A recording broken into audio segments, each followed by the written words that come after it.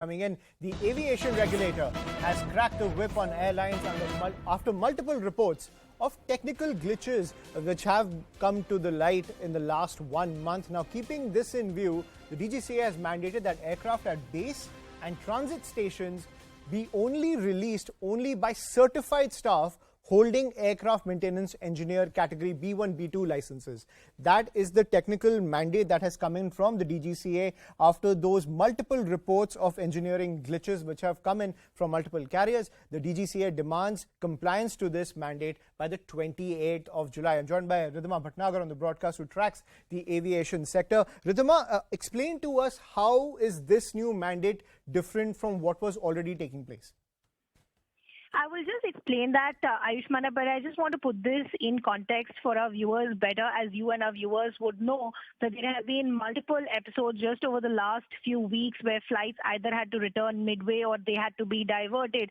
So in view of all of that, there was a 2-hour-long meeting that took place today between the aviation minister and other officials of the civil aviation industry and even DGCA, where the clear message that was sent out by the aviation minister was that passenger safety is paramount and there will be no compromise with regards to that safety. There was also a one-on-one meeting with heads of airline companies to review flight safety norms, and directions were issued to each airline to ensure that all these steps are mandated and checks and balances are maintained. Now, as you would remember, Ayushman, for example, we've seen multiple cases as far as negligence that has now been reported for an airline like SpiceJet.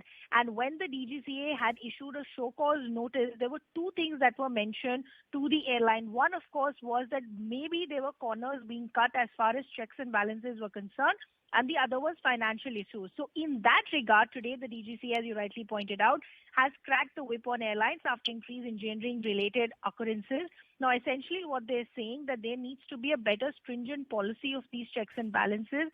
So now certain guidelines are going to come into place which mandates aircraft at base and transit stations to only be released by only certifying staff holding AME category B1, B2.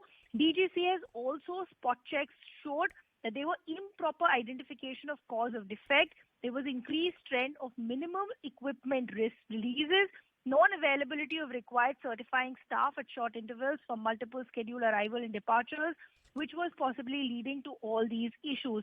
Thus, again, as you rightly pointed out, the DGCA is now demand compliance by the 28th of July. It will be interesting to see how the airlines implement this and what we hear by the DGCA by the 28th of July. Right. Thank you, Ridhima, for joining us on the broadcast with that piece of breaking news.